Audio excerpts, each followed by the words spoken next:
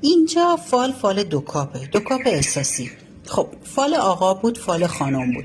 اگر دقت کنید یه موش بزرگ رو اینجا داده، چهره خانم رو اینجا به ما داده، سر خانم که پر از استرس و نگرانیه، شاید ترس داره بابت رقیب، استرس و نگرانی داره و شبیه موش کور هم شده.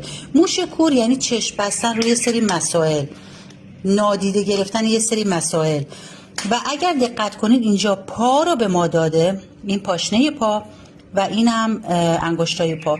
وقتی که شست پا، انگشت پا از انگشتای دیگه بالاتر باشه، یعنی ما میگیم انگشت شست، وقتی نمایان بشه یعنی وعده وعیدهای پوچ، یعنی وعده وعیدهای تو خالی، یعنی یه جورایی به بازی گرفته شده.